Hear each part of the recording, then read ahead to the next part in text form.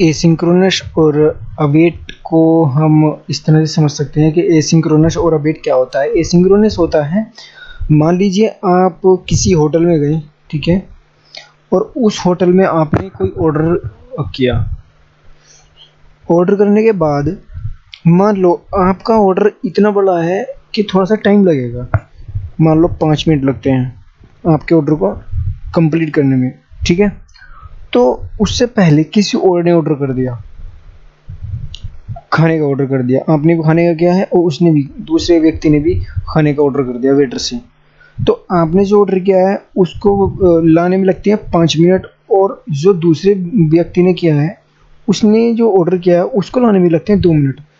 तो जो asynchronous await के केस में आप ये समझ लो कि जो 5 मिनट और 2 मिनट है वो ये है।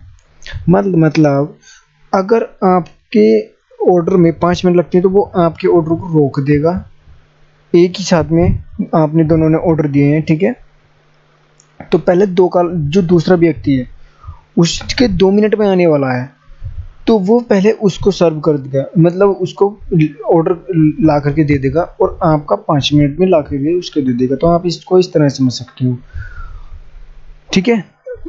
आई होप ये आपको एसिंक्रोनस समझ में आ गया होगा। और इसके लिए हम, अगर आप इसको अच्छे से समझना चाह रहे हैं, तो अभी हम जो फेच है, फेच उसको यूज करने वाले हैं, फेच को, और इसमें आपको बहुत अच्छे से समझ में आएगा। फेच, ठीक है। तो फेच क्या है एक्चुअली? फेच एक फेच एक जावा स्क्रिप्ट का एपीआई हैंडलिंग है जिसको हम मेथड बोलते हैं, फेच मेथड।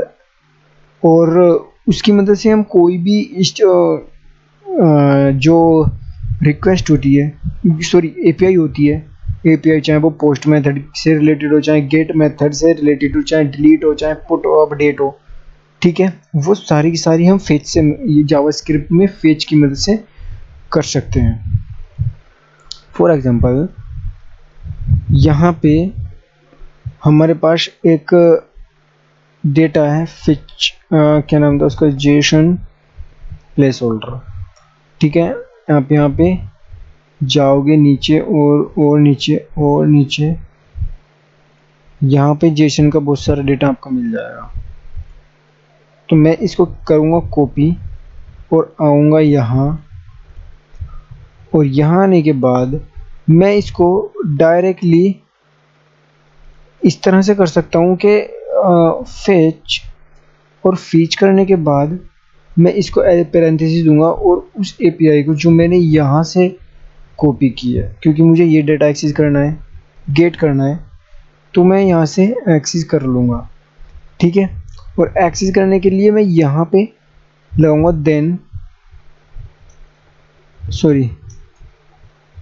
देन और देन लगाने के बाद मैं इससे बोलूँगा कि जो भी रिस्पॉन्स आए उसको as a callback function में इसको लॉग कर लूँगा रिस्पॉन्स, ठीक है। अब देखो इसने क्या किया, इसने सारी चीज़ें मुझे रिटर्न करके दे दी, बॉडी, जबकि बॉडी के अंदर मेरे मतलब की वो चीज़ है नहीं, हेडर इसने दे दिया। ओके रिजल्ट, ओके का मैसेज भी आएगा कि हमने जो हिट की है वो सही है। रीडायरेक्ट फॉल्स, क्योंकि हम यहाँ से रीडायरेक्ट नहीं कर रहे कहीं भी, ठीक है। स्टेटस कोड 2 आया जो कि सक्सेसफुल स्टेटस कोड है। टैक्स स्टेटस टैक्स कुछ नहीं है, एम्प्टी आया, ठीक है। और इन्हें की URL दे दे जहाँ पे हमने इसको हिट किया। लेकिन अगर हम इसी को फेच करें, सॉरी क्या बोलते हैं उसको, एज ए एसिंक्रोनस लगाएं, ठीक है। फॉर एग्जांपल पहले मैं यहाँ कैच लगा लेता हूँ जिससे कि हमें एरर का भी पता चल जाए, ठीक है।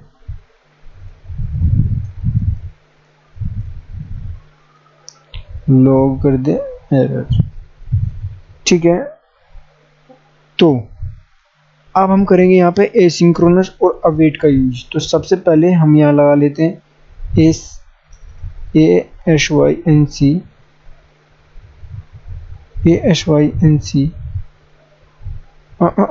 ये यहाँ पे नहीं होगी, आई थिंक। 1 मिनट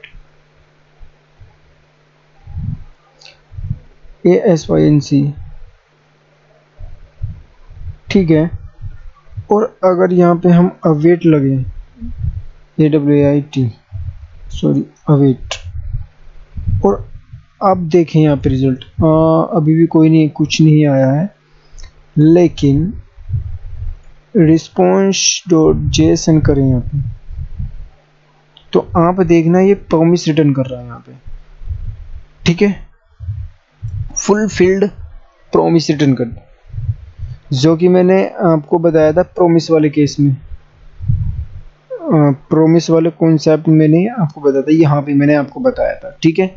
तो इन ए रिजल्ट वैल्यू मतलब जो हमारा जो कोड है वो है तो सक्सेसफुली काम कर रहा है, जो हमारी हिट हमने एपीआई हिट की है वो एज ए सक्सेसफुल वर्क कर रही है, लेकिन ये प्रॉमिस रिटर्न कर रहा है और ये हमें डेटा भी दे रहा है कितने का, 100 का।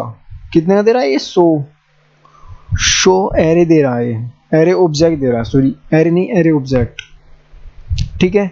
लेकिन जब ये इसमें इस तरह का मैसेज दे रहा है तो क्या ये हमें सही से रिजल्ट नहीं दे सकता है, वो कैसे, हम क्या करेंगे यहाँ पे,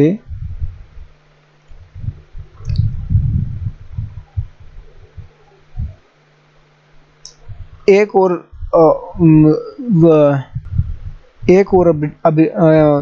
अवेट लगा लेंगे यहाँ पे, अवेट, ठीक है। तो ये हमें सारी की सारी चीज़ें इक्वल तरीके से रिटर्न करके दे देगा। अब हमें कोई दिक्कत वाली बात नहीं है, ना ये प्रॉमिस कर रहा है ना अभी कुछ चीज़ें, सारी चीज़ें ने हमें रिटर्न कर दी, ठीक है। यहाँ पे हमने एसिंक्रोनस लगाया, मैं इसको थोड़ा सा मिनी जूम आउट कर लेता हूँ जिससे कि आपको अच्छे से समझ में आए। अब देखो यहाँ पे हमने फीच को यूज़ किया, यहाँ पे एज ए इसको आर्गुमेंट दिया URL, ये एक गेट मेथड है। अगर हम यहाँ पे जाएं इसको और मेथड में लिख दें, सॉरी यहाँ पे एज ए ऑब्जेक्ट हमें देना पड़ेगा, तो यहाँ पे मेथड में अगर मैं पोस्ट लिख दूँ यहाँ पे POST, तो ये एरर देगा हमें, ठीक है। मतलब एरर क्या दी इसने हमें, क्योंकि रिस्पॉन्स जो आ रहा है इसने वो रिटर्न कर दिया हमें, तो यहाँ पे इसमें एरर में रिस्पॉन्स तो कुछ नहीं है, मतलब एरर में तो कुछ नहीं है, सही है, वर्क कर रहा है, लेकिन 101 आईडी रिटर्न कर रहा है, वो बैकएंड कर रहा है। इसका हमें कोई मतलब नहीं है पता कि ये क्यों कर रहा है, क्योंकि जब तक हमारे पास बैकएंड नहीं होगा जब तक हम इसमें कुछ समझ नहीं सकते। तो ये हमारे पास, हम यहाँ से गेट मेथड यूज कर रहे हैं, गेट मेथड के लिए ये एपीआई है, तो हम यहाँ पे गेट मेथड यूज करेंगे, तो उसके लिए हम यहाँ ओनली गेट लिख देंगे, ठीक है। और ये डेटा आ गया। और अगर हम इसको अब डिस्प्ले कराएं document dot get element ID करके इस तरह से, और अब हम करें यहाँ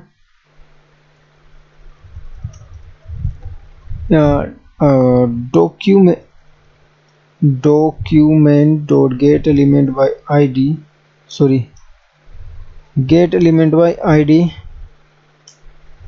क्या 1, जो हमारी आईडी है inner HTML is equal to AWAIT await response dot JSON, तो ये ऑब्जेक्ट रिटर्न कर रहा है। लेकिन हम यहाँ पे एक कंडीशन और अप्लाई कर सकते हैं, क्या, फॉर लूप, जैसे कि मैंने आपको बताया था, ठीक है। तो हम यहाँ पे यूज करेंगे फॉर लूप आई, और यहाँ पे हमारा है अवेट, अवेट नहीं आएगा यहाँ पे, हाँ रिस्पॉन्स डॉट जेसन आएगा, और इसको हम इस तरह से ले लेंगे, ठीक है। और इसको हम रिस्पॉन्स को हम इस तरह से नहीं ले सकते,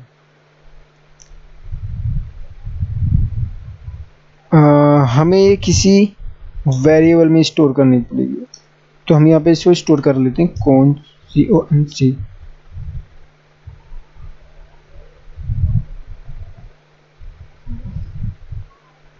एक मिनट, हम कहाँ करा रहे हैं, लॉग में करा रहे हैं, कॉन्स्ट रिस्पॉन्स और डेटा करा के कर लेते हैं, data AWAIT await response dot Jason, sorry Jason,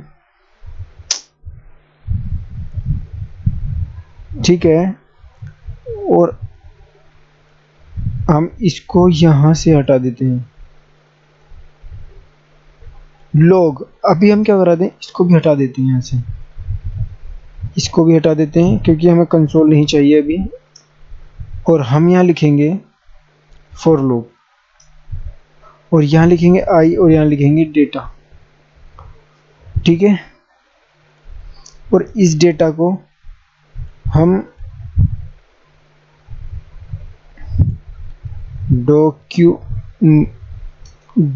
document dot get element by ID 1, और 1 के साथ हम यहाँ पे डॉट इनर एचटीएमएल कर लेंगे इक्वल टू एलिमेंट्स।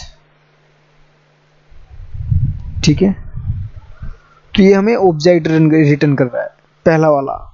ठीक है, तो इस ऑब्जेक्ट से, क्योंकि हम इसका ऑब्जेक्ट का डेटा हमें सेंड करना है, तो हम क्या कर सकते हैं, अभी हम क्या कर सकते हैं, देखो एक टेम्पलेट, एक काम करते हैं, इसी को रहने देते हैं, और यहाँ पे टेम्पलेट लिटरल लेके हम करेंगे div डॉट, सॉरी हमें या तो हमें डेटा HTML का उड़ाना चाहिए, फिलहाल डॉक्यूमेंट जो एलिमेंट के अंदर से सबसे पहले तो हमें ये पता होना चाहिए कि इसके अंदर आ क्या रहा है, पहले हम चेक कर लेते हैं। ठीक है, कि इसके अंदर क्या क्या आ रहा है, तो उस चीज़ के लिए हम लॉग कराएंगे एलिमेंट, और यहाँ पे देखेंगे इसमें आ क्या रहा है। तो एक आईडी में क्या क्या आ रहा है वो देख लेते हैं पहले। बॉडी है, आईडी है, टाइटल है और यूजर आईडी है। अच्छा ठीक है, तो अब हम यहाँ पे इसको इस तरह से करेंगे, और यहाँ पे बॉडी में से बॉडी निकाल लेंगे इसके अंदर से। ठीक है, body body body body body. ठीक है, इजी तरीका हो गया बॉडी का एक्सेस करने का। ठीक है,